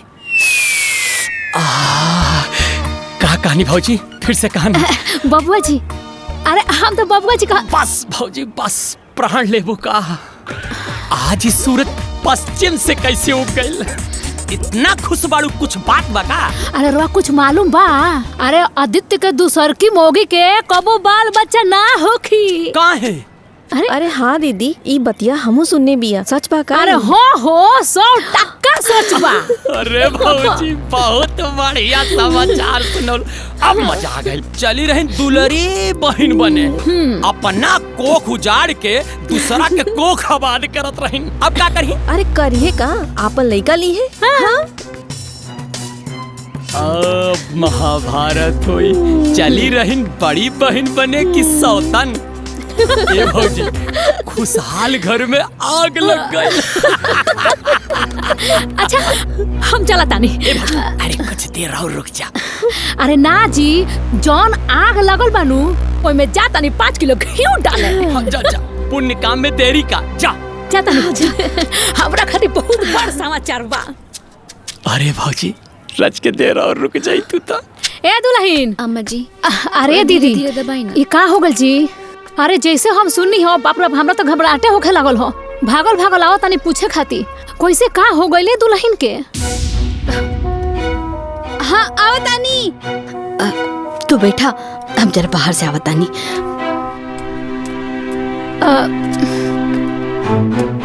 दुल्हन, अब ठीक बाड़ो नो? हाँ चाची जी, ठीक बानी, पहले से बहुत आराम बा। अब का ठीक रहबू हो? अरे भगवान तो तहार जिंदगी उजाड़ देहले। बताओ, अब तो कोनो लइके फइके ना होई। भगवान के भी नु तारा संगे इतना अन्याय ना करे के चाही। अब बताओ, पहले ही से घर में एगो बाझिन रहली हो, आ तू बाझिन जैसे हो गईलू। ऐसा काहे कहतनी चाची जी, हम बाज बानी? ना, हमार कहे का मतलब ऊ नहीं खे। अरे हम तो ई कहतानी, भगवान इतना सुंदर सोना खान तार के बेटा देले बाड़े, आ तू वो बेटा के दूसरा के दे घलू। अब देखो, तोहरे बेटा लेके केंगो बेटा वाली भइल बाड़ी। ठीक बा। आ तू यहाँ बाझ नहीं हो, टुकुर टुकुर निहार तारू। ए दुल्हन, उतारा नु अपना बेटा के ना देवे के चाहत रहल। अरे हम तो कहतानी कि तू अपन बच्चा ले लो। बाबू हमार राजकुमार, हाँ अच्छा से पढ़ाई करिए। बस चाची जी बहुत हो गई। अरे चुपा जाए न तो हमरा मुंह से कुछ उल्टा सीधा निकल जाए। अरे हमके और हमदर्दी ना चाहिए, अपन हमदर्दी रो अपने पास रखी। अरे खिसियात का बाड़ू आय हमरा जौन मोन में आयल हो तौन कह देनी हो।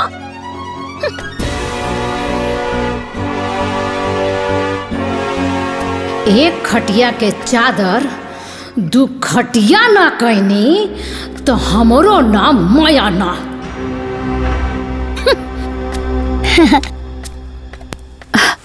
अब ना खाइल जाई बबनी, अब ना खाई। माई ए दुल्हन थोड़ा सा और खा ला ना, बहुत दवाई खाए के बा। अरे अम्मा जी अब ना खाइल जाई ना, थोड़ा सा खा ला। हाँ ए दुल्हन, अरे खूब खाइल पियल करो, देह में ताकत रही तो जल्दी स्वस्थ हो जाइबू। उ कहनो कि दीदी हमरा घर में नूने और आ गइल बा, तो सोचनी हा कि रोवा घरे जाई आ निमकवा ले ले आई आ इनकर तनी हाल चाल भी पूछ ले आई। बहुत बढ़िया कहलू हा। जा बड़की किचन में बा, वहाँ से ले ला। ठीक बा, तू आराम कर। बड़को ए बड़को तनी एक कटोरी नून दो ना, जैसे हमार आई नु हम लौटा दे। अरे ले ला चाची, एमे लौटावे के कौन बात बा, अभी देते तानी रुकी। अरे केहू से लिहल सामान तो लौटा ही के नु पड़ेला। और वैसे भी जे कर्जा देला ओकरा जहिया घटेला तहिया मांगियो लेला। ए दुल्हन बुरा ना मानो तो एगो बात कही। बोली। देख छोटकू के तो अब बाल बच्चा होखबे ना करे, भगवान ना करस काल के अपन बेटा मांग ली हैं तो हार गोद तो फिर से सुन हो जाई। ना ना चाची ऐसे नहीं हो सकत। अरे दुल्हन तू बहुत साफ दिल के बाड़ू, तेरा दिल में कोनो छल कपट नहीं खे, बाकी तू दुनियादारी के जानत नहीं खू।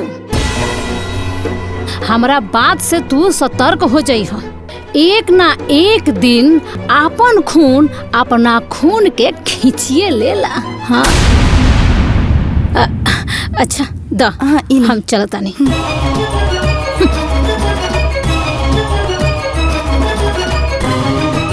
चल बैठ दे हमरा के, हम ना देम बैठ। अदितवा के बेटवा तेरा बेटवा से लड़ता हो। चल चल चल चल ना, बड़ा ही चढ़बा बोलेला। रुक जा बताओ दे हमरा के। काहे रोता रे? काना हमरा के मार ले हा। ए हमरा लिखा के काहे मार ले हा? बड़का बाग बनता रे, तोहरा से दुलारू कम बा काई? काकी राउर बेटा बेईमानी करत रहे और हमरा से लड़ाई भी करत रहे। अच्छा इनकर लड़का बेईमान ह आ तू बड़ा साधु के जामल बाड़।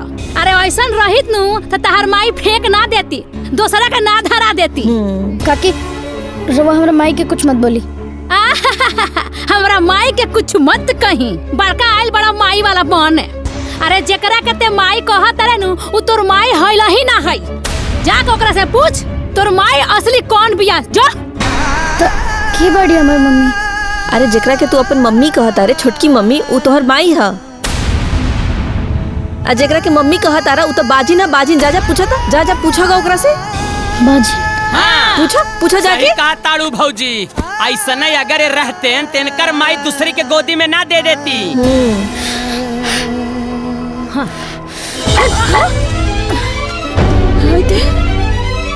अरे का भइल? अरे हमर लाल का भइल? काहे रोत बाड़ा? का भइल बेटा? काहे रोत रहा? कहीं चोट वोट तो नहीं लग गई? हाँ अरे का भइल? रोत काहे बाड़ा? केहू मरलस त ना बाबू? कहीं गिर त ना गइला? हाँ भूख लगल बा, चला तोहरा के खाना खिया दी। ना ही हमरा के भूख लगल बा और ना ही हमरा के केहू मरले बा और ना ही हमरा चोट लागल बा। तो हमर लाल रोत काहे बाड़ा? हाँ दादी पहले तो हमरा के ही बतावा कि हमार असली माई के हई। हमार असली माई मम्मी है कि छोटी मम्मी? अरे बेटा तुहार असली मम्मी दीदी है, बाकी तो बेटा सबकर हुआ ना, यही से तो के सब क्यों प्यार करेला। अब चुप हो जा, मत रो। अरे तू हमार बेटा बड़ा बाबू, हमार बेटा। आवा हम तोहर मम्मी है। हम एकरा की बात के बतावलस कहीं चुटकी था। छोटी मम्मी हमार असली मम्मी के बाड़ी। अरे बाबू, हम सच कहता नहीं, तुहार असली मम्मी हम बानी। हाँ बेटा, तुहार असली मम्मी तुहार छोटी मम्मी बाड़ी। ना बाबू ना, तुहार असली मम्मी हम बानी। ये लोग तोहरा के बहकावत बाटे। ना बाबू, हम सच कहता नहीं, तुहार असली मम्मी हम बानी। अरे देखी ना जी, एक काका कहत बा लोग कि बाबू के असली मम्मी बाड़ी। ये हमार बच्चा के झूठ साथ सिखावत बाड़ी, भड़कावत बाड़ी। अरे एमे भड़कावे वाला कौन बात बा? सही बात बाटे कि कान्हा इनकरे बेटा बाड़े। हाँ, कान्हा अंजलि के बेटा बाड़े। सब केहू झूठ कहता, बेईमान बा लोग। कान्हा सिर्फ हमार बेटा बाड़े, हमार। बस दीदी, बहुत हो गई, अब और मत बोली। अरे कान्हा के हम आपन बेटा कह देनी तो झूठ बोलता नहीं, साजिश करता नहीं। और रवा बड़ा सच बोलता नहीं। हाँ, कान्हा राउर बेटा हुवन। हाँ। अगर राउर बेटा हुवन तो कान्हा के सर पे हाथ रख के कसम खा के कहीं कि कान्हा के रवा पैदा कैले बनी। हम ना खाई, कान्हा सिर्फ हमार बेटा बाड़े, हमार। और हाँ, तो लिख के देले बाड़ू, तो वचन देले बाड़ू। तो आज से और अभी से हम अपन वचन और अपन लिखल दोनों वापस लेता नहीं। कान्हा हमार बेटा बाटे। ना, कान्हा सिर्फ हमार बेटा बाड़े, ये हमार हुए। कान्हा सिर्फ हमार बड़े। ना, कान्हा तो हमार बेटा हुए। हमार हाथ छोड़, तू हमार मम्मी ना हो। हमार मम्मी हमार छोटी माई आई। हाँ बेटा, हमारी तुम्हारी मम्मी बनी। अरे कान्हा, कान्हा हमार बेटा बड़ा। बेटा हुआ, क्यों के ना सुना, तो हमार बेटा हुए। कान्हा कावल माई। कुछ ना बेटा, कुछ ना बिल बेटा, कुछ ना बिल। तो सुजा बाबू, सुजा। हाँ, सुजा बेटा। हाँ, सुजा।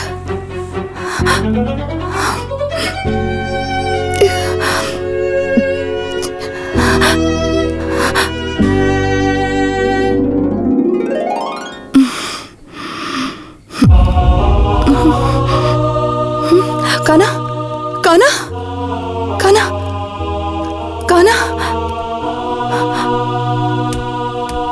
हमारी प्यारी छोटी माँ। इन्हें आवा, चला। तोरा के स्कूल जाए में देरी होता ना, हम तोरा के तैयार कर देत बानी। हाँ, बड़ी माँ, लेकिन छोटी माँ तो तैयार करते बड़ी ना हमरा के। हाँ दीदी, हम तैयार कर देता नहीं। तू तो चुपे रह छुटकी।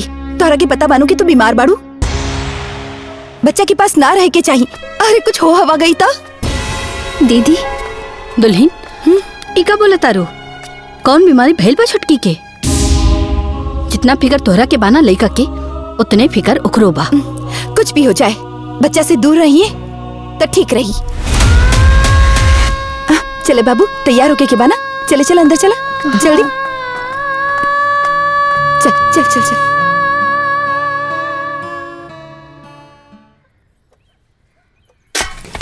छोटी माँ हम आ गई नी। अरे और छोटी माँ, आज हम तोहरा खातिर कुछ लेके भी आइल बनी। लेके आइल बड़ा? हाँ। का ले आइल बड़ा हमार लाल? दिखावा तो। ऐसे ना, पहले तो अपन आँख बंद कर, फिर हम तोहरा के दिखाई। अरे आँख बंद करी? हाँ। अच्छा ठीक बा। हाथ खोला। कहाँ? अरे कहाँ? खोला।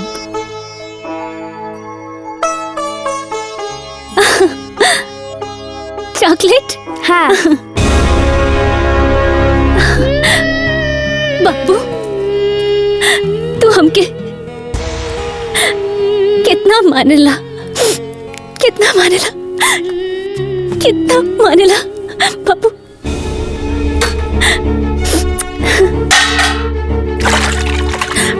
कितना मानेला बाबू।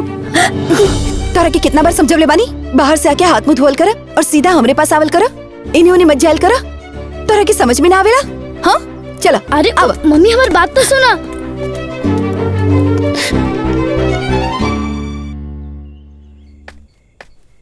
हमरो के भूख लागल बा, हमरो के खियावा ना। खियाई?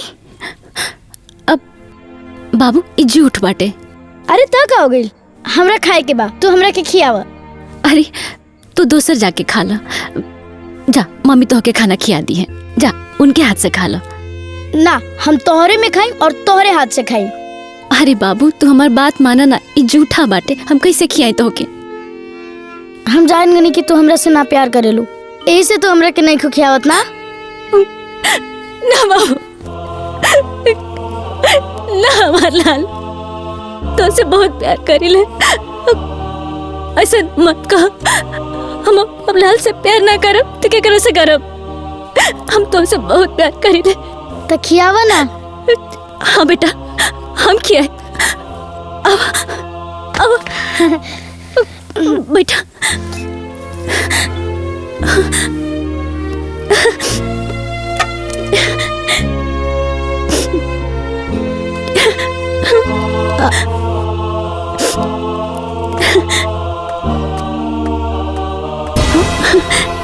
ला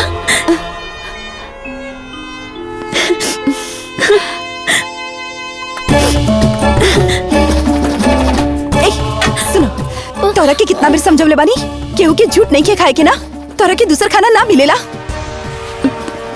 जाए दी ना दीदी, बच्चा बाड़े। अच्छा ठीक बा, ई त बच्चा बाड़े, पर तू तो समझदार बाड़ू ना, तोरा समझ में ना आवेला अपन झूठ खिला देलू, हमार लड़का की जिंदगी खराब करत बाड़ू। दीदी ऐसा मत कहीं, बस करा दुल्हन। बहुत बोला तारू, बहुत हो गए तोहार। अरे केकरा के ममता की पाठ पढ़ाओ तारू?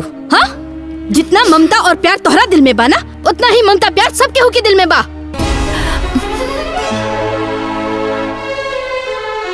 कान्हा ई घर के इकलौता चिराग है। केकरा की ममता सिखाओ तारू? ओकरा के जो अपन कोक सुना करके तोहरा के माई बने के हक देलस, ओकरा के बड़ी आइल बारू माई बने वाली। एगो माई के लड़का के प्यार खातिर तरसावा तारू। हाँ आकांक्षा, माई एकदम सही कहता नहीं। तोहरा अंजलि के त्याग के ना भूले के चाहिए, तहरा ना भूले के चाहिए कि अंजलि सिर्फ तहरा खुशी के खातिर अपन कोक बांट देली। त्याग त्याग त्याग, सुन सुन के हमार कान दुखा गइल बा। अगर ये त्याग कैले बाड़ी तो हमहू त्याग कैले बानी, और ये अगर अपन कोक दान देले बाड़ी तो उससे पहले हमहू अपन सुहाग के दान देले बानी। और हाँ, केहू के कोनो एहसान नहीं खे, गाना पे सिर्फ हमारा अधिकार बाटे, हमारा अधिकार बा। हाँ दीदी, कान्हा राउर बाड़े और राउए ही रही हैं, लेकिन लाड प्यार तो सब केहू कर सकेला ना। ना, बिल्कुल ना, काहे कि तोहार नियत ठीक नहीं खे। तू हमार बेटा के लाड प्यार तका, तू हमार बेटा के पास आवे लायक भी नहीं खू। चल बेटा, चल अंदर चल। बहू बात तो सुना।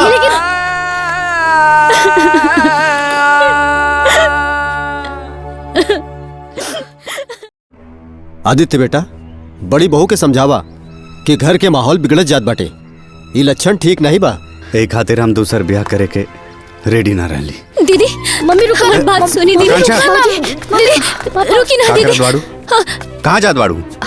हम अपन बच्चा के लेके तू लोग से दूर अपन मई के जात बानी। हमनी से दूर मतलब? मतलब ई कि बच्चा हमार बा और हम अपन बच्चा के केहू के साथ भी ना बांट सकेनी। अरे एकर में बांटे के बाद कहाँ से आ गई? बच्चा है, केहू एकरा प्यार दुलार कर सकेला? हम ऐसे ना होके देव, यही से हम अपन बच्चा लेके जात बानी। ए दुल्हन, का लइका नियन जिद कइले बाड़ू? ई लइका पे खाली तो हार हक नहीं खे, हमनी के भी हक बा। हमरे खानदान के वारिस पाई, हम एकरा के कहीं ना ले जाए दे। तो ए तरह अपन मनमानी ना कर सकेलू।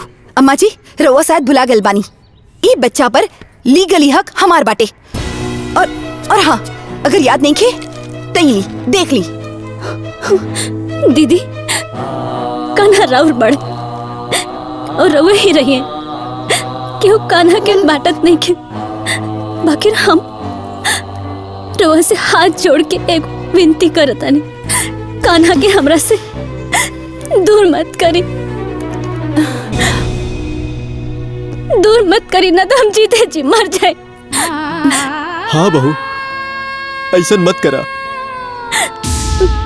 कान्हा के हम लोगन से अलग मत करा। परिवार के खुशी में आग मत लगावा। भौजी मान जाई ना, मत जाई। अरे छोटा सा बात खातिर इतना बड़ा बखेड़ा काहे खड़ा करत बाड़ू? अरे गांव समाज में का सोचिए लोग। चला मान जा बात, अंदर चला। ना, एक बार हम जे फैसला कर ले बानी उहे होखी और हमार फैसला वापस ना हुई। चलो ना, हम अपने छोटी माँ के साथ रहो। हम तोरे साथे ना जाए। छोटी माँ के मत जाए दी ना। हाँ बाबू, मत जाए दे हमरा के।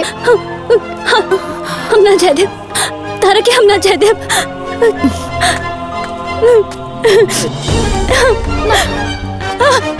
बाबू, छोटी माँ, छोटी माँ, बाबू, मम्मी, कान्हा, कान्हा।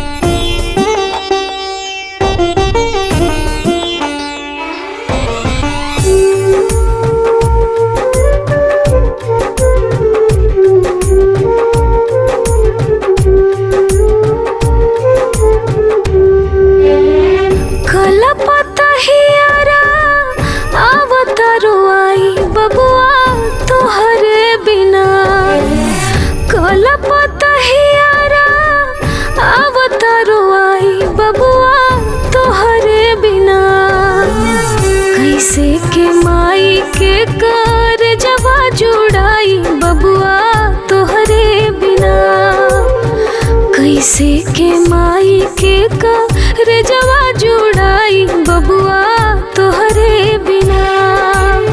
सुना सुना लागेला खरवा गनवाई तोहरे बिना। कैसे के माई के कर जवा जुड़ाई बबुआ तोहरे बिना। कैसे के माई के कर जवा जुड़ाई बबुआ तोहरे बिना।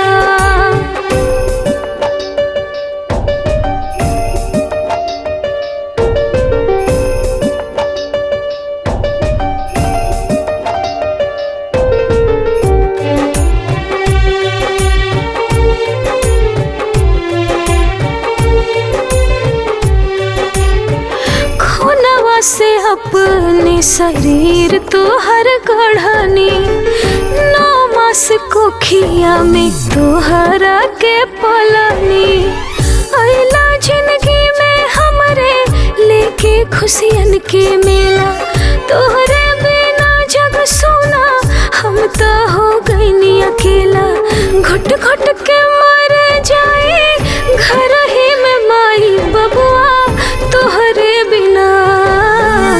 कैसे के माई के कर जवा जुड़ाई बबुआ तोहरे बिना।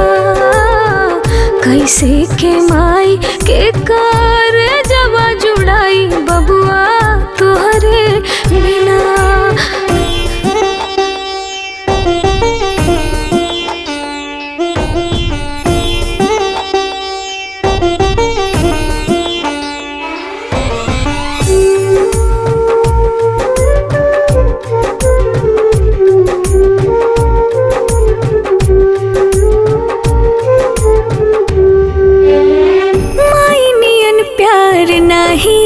करी के हुआरी दूधवा के खोरा लेके के करी चिरोरी। जल्दी ले जा तो आए अपना लगे मोरी माई। अपने अचरा सुतावा हमके लोरी सुनाई।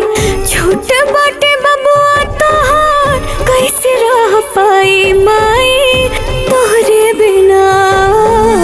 किकरा की कही माई माई बुलाए माई तोहरे बिना। किकरा के कही माई माई बुलाए माई तोहरे बिना।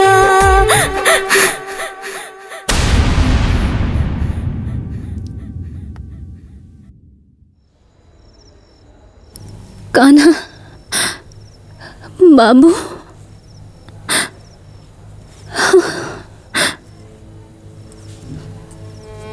हमार लाल कहाँ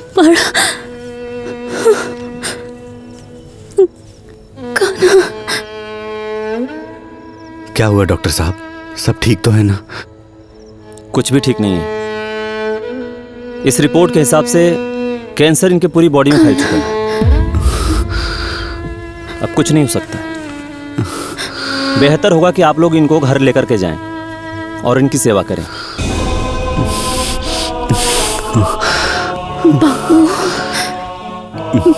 डॉक्टर साहब, कुछ तो उपाय होगा जिससे इनकी थोड़ी तकलीफ कम हो जाए। हाँ, एक काम करिए, एक बार इनको इनके बच्चे से मिलवा दीजिए, शायद तकलीफ थोड़ी कम हो जाए।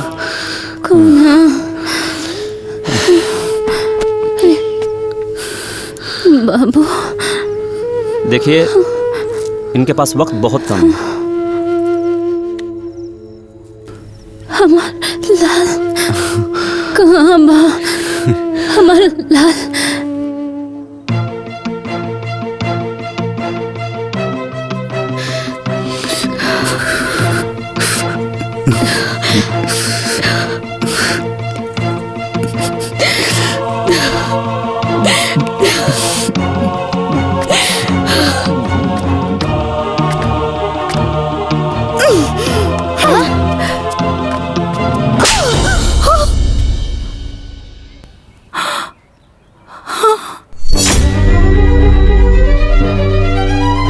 जाना माई तारा के माई बने के सौभाग्य देलस।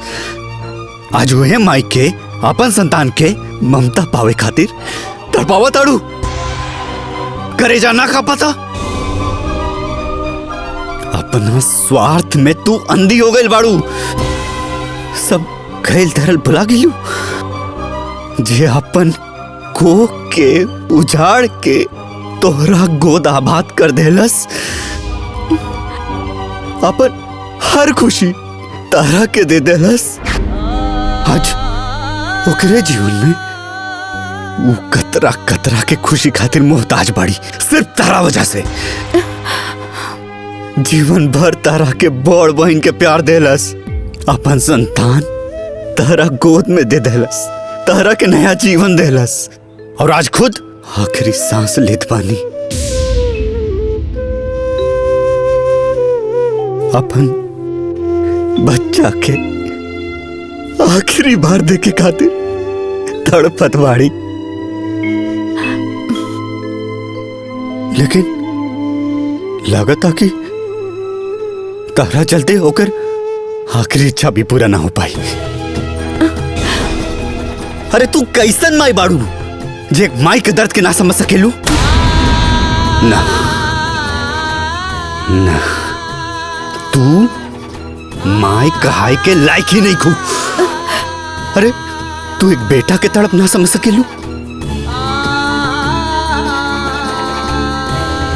कैसन माई बाड़ी तू?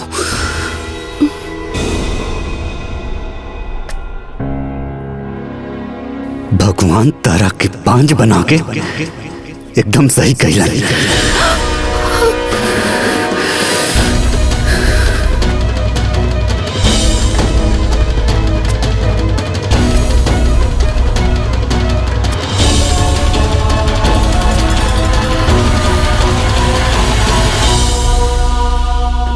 कान्हा,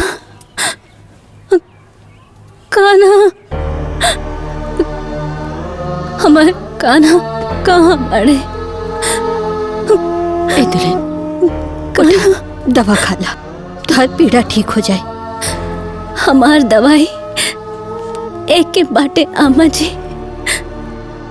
कान्हा के देख ली तब हमार मन के सब पीड़ा दूर हो जाए। आमा जी दूर हो जाए। बस एक बार हमके हमरा कान्हा से मिलवा दी अम्मा जी। बस एक बार हम अपना कान्हा के एक झलक देख ली अम्मा जी। अम्मा जी ए दुल्हन घबरा मत। आदित्य गई बड़े कान्हा के लिवे खातिर। कान्हा ना बस आते होके यहाँ के गल बन लिया हमर कान्हा आवता, हमर लाल आवता। हमार कलेजा के टुकड़ा होता हमार लाला होता रे बाबा जी। अब हम जी जाए बाबा जी, अब हम जी जाए। जी जाए हमारे बच्चा।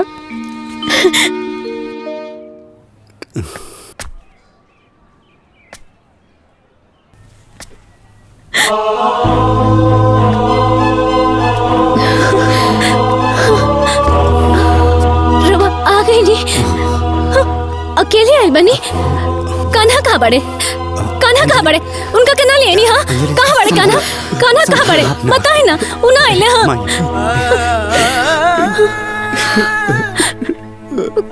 कान्हा ना आइले।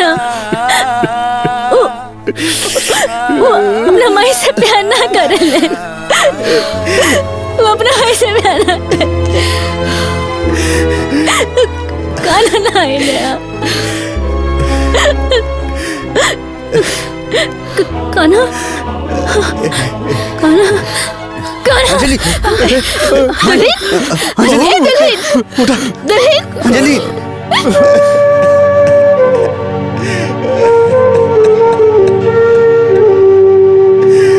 छोट बाटे बाबा तो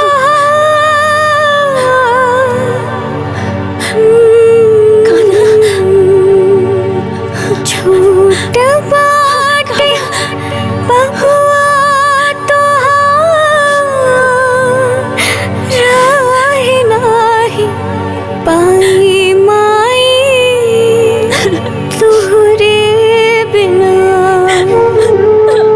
किकरा के कहब माई माई बुलाए माई तुहरे बिना किकरा के कहब माई माई बुलाए माई तुम्हारे बिना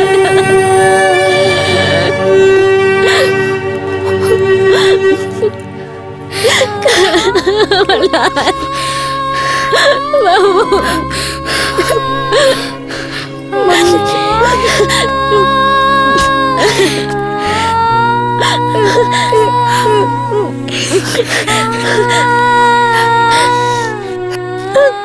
हमार बच्चा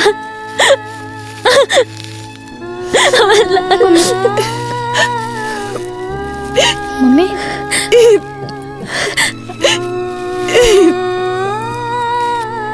हमके माफ कर दे छुटकी, हमके माफ कर दे। हमसे बहुत बड़ भूल हो गया रहे। एगो माँ होके माँ के ममता के ना समझ पाऊनी और छुटकी अपन छोट बहन की भावना के ना समझ पाऊनी। हमारा आँख के ऊपर ममता की पट्टी पड़ गई रहे। छुटकी हमरा के माफ कर दे, हमरा के माफ कर दे दीदी। ऐसा मत कही।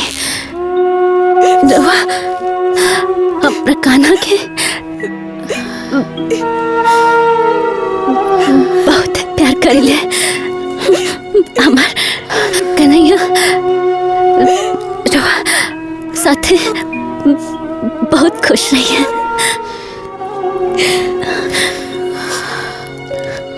बहुत खुश रही है रवा।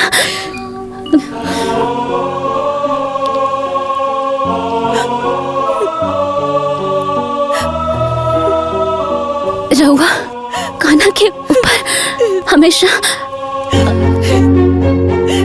अपन आशीर्वाद बनाले रखम।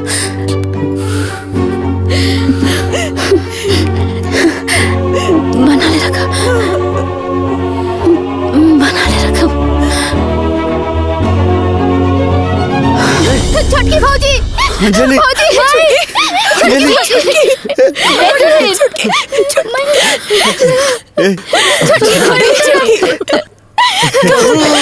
क्या हो गई?